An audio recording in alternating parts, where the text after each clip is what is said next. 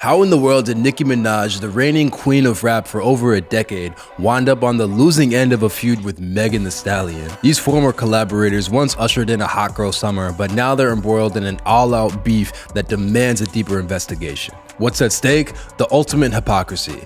Nicki Minaj resembles the same obstacles she smashed on her way to the top, OG artists standing in the way of emerging stars. It's rife with Jay-Z conspiracy theories, jealousy over Cardi B, and the growing, darkening cloud of Nicki's paranoia. Let's get to the bottom of this. Back in the day, Nicki Minaj was the young, up-and-coming artist who other more established artists didn't want to make room for. Nicki spent years in New York refining her craft, freestyling on the street before she got an opportunity of a lifetime and signed with Lil Wayne and his label YMCMB. With Wayne's co-sign, Nicki went supernova. She became one of the best-selling artists of all time and the highest-selling female rapper ever, not to mention one of the biggest crossover stars in pop culture, period. But her sudden ascent in the rap game quickly led to beef with some of the female rappers who preceded her. In 2010, just as Nicki was prepping her debut album, Ray J, remember him, Brandy's little brother, shaded her subliminally as a Lil Kim imposter while on stage with Lil Kim. Kim co-signed the jab, telling the crowd that she wanted her rival to pay homage. Lil Kim later said that she would kill the bitch with her old shit while talking about Nicki in an interview just months later, claiming that Nicki Minaj copied her image. On her new album, she has a song called Automatic, and the song is so similar to the song that I played for Slim. The Nicki Minaj and Lil Kim feud would drag on for years, but Nicki was always steadfast when it came to pointing out why the beef started in the first place. During an interview with Angie Martinez, Nicki called out Lil Kim for beefing with every female rapper who came before her, naming Eve, Remy Ma, and Foxy Brown as previous Lil Kim enemies. In the end, Nicki shaded Lil Kim as being bitter and told her to get a life. But the message was clear. The old guard had their moment, and now that it was over, Lil Kim was just trying to interfere with Nicki's come up out of pure pettiness. And the rest is basically history. Nicki Minaj shattered records to become an absolute phenomenon in the hip-hop world. A whole roll call of newer artists, from Doja Cat to Tinashe, to City Girls, to Flo Milli, to Ice Spice, have all cited Nicki Minaj as a major influence on their careers.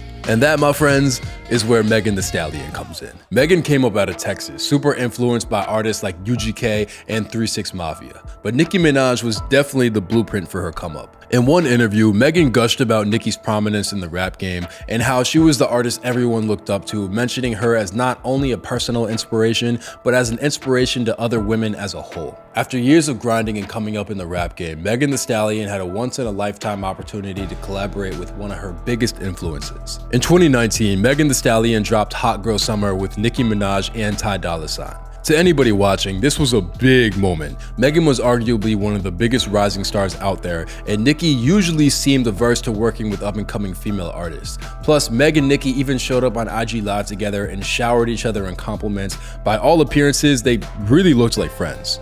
Hey! We love you! Oh my gosh! I'm gonna start working on my album, and we need the queen.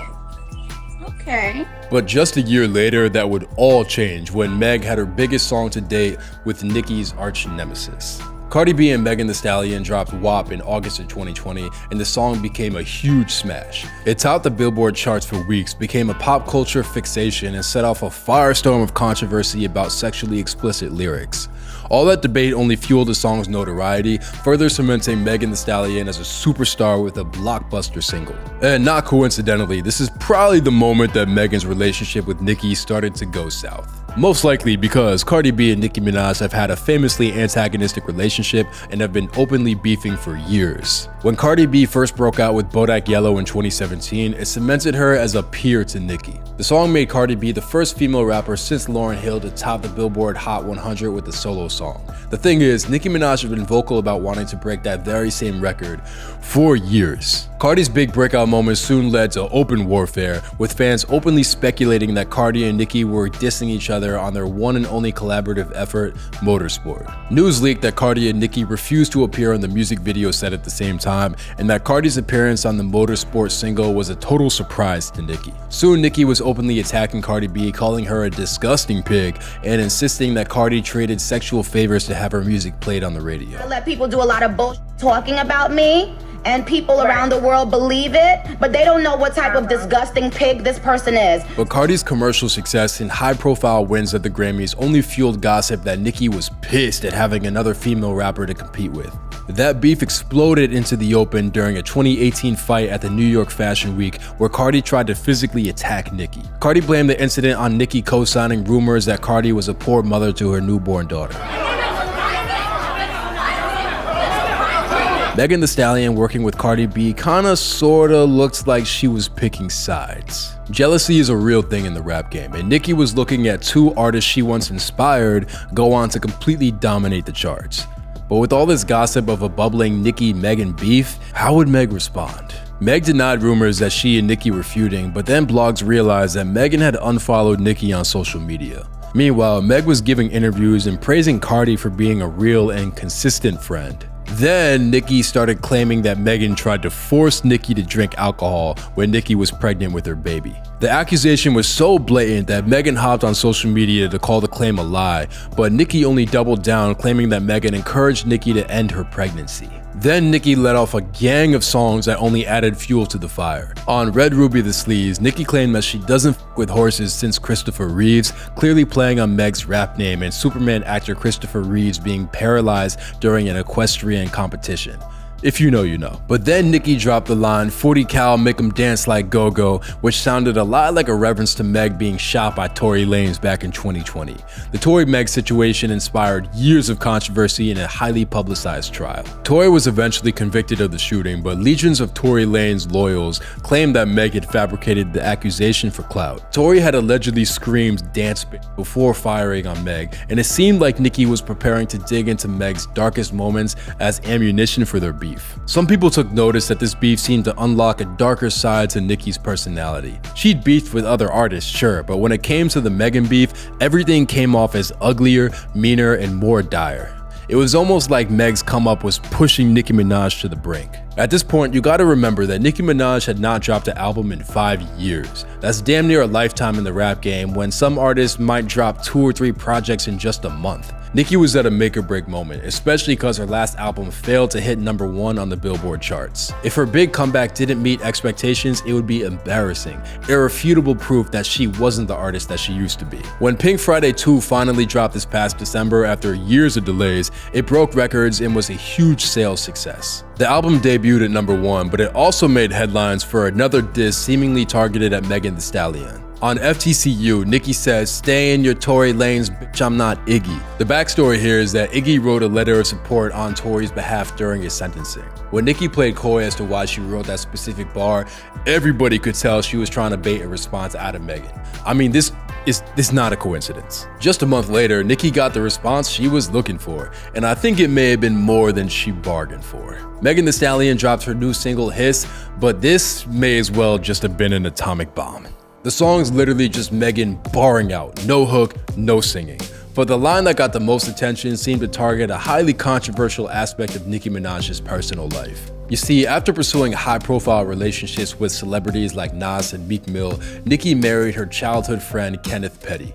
The thing is, Kenneth Petty is also a registered sex offender who spent 7 years in prison for an attempted rape back in the 90s. Nicki was even accused by Kenneth Petty's victim of trying to intimidate her in recent years. Most recently, Petty was put on house arrest when he failed to register as a sex offender in California, which is required under a federal statute called Megan's Law. See where I'm getting at?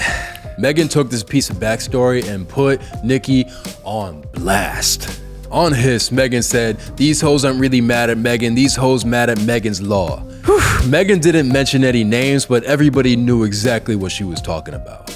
And Nicki Minaj, let's just say she took it personally. Hiss dropping triggered a whole weekend-long rant from Nicki across IG live streams and her Twitter feed, where she made a slew of accusations about Megan, invoking everything from Meg's dead mother to claiming she doesn't write her own music and poking fun at Megan being shot by Tory Lanez. She even invoked a conspiracy theory that's been going around for years that Jay-Z and his management company Roc Nation, who Megan signed to, had orchestrated something in order to help Megan take down Nicki. Meanwhile, Nicki's fan base, the Barbs, who are notorious for being maybe some of the most committed and extra stans out there, doxed fans' whole team and even revealed the address to Megan's mother's gravesite, forcing the cemetery to increase security after threats of vandalism emerged. I don't know about y'all, but taking rap beef to a point where you're encouraging someone to deface a rival's dead mom's resting place, that's a lot. Nicki capped all this off by going at Megan directly in a brand new diss track called Bigfoot, with the title being an obvious play on Tory Lanez shooting Megan in the foot. Everything that Nicki mentioned in social media went directly into the song, with Nicki topping it off by accusing Megan of lying on her dead mama, and then spending half the song doing a strange a cappella whisper rant about playing reindeer games. It's safe to say the reaction to Bigfoot was not what she was going for. Seeing as this was only a month after Nicki released her long-awaited comeback album, squandering this much goodwill in just a couple days was pretty unprecedented. The weirdness of Nicki's behavior was underlined by Megan basically choosing not to respond at all. Clearly, Meg and her team felt that Nicki only embarrassed herself by responding to the Meg's Law line, and that engaging with any direct drama was beneath her. But just imagine that, like calling yourself the queen of rap, being called the queen of rap, and then not even being able to get a response from someone you're dissing. That's tough. That's gotta be tough. In the aftermath of the Hiss and Bigfoot debacle, Megan Thee Stallion only seemed to double down on her success. She announced a landmark agreement with Warner Music Group that would allow her to retain her masters in publishing while still having a major label as an ally. And she appeared on Good Morning America to announce a new tour, all amid rumors that Nicki was in serious debt from her last tour. With all that said, this may be one of the biggest public fumbles we've ever seen from Nicki Minaj, and it's safe to say that Nicki positioned herself as the likeliest successor to that title. The only question remaining is if Nicki will double back and go at Megan again, or if she'll be forced to just let this one go. But with that, only time will tell, so we just have to wait and see.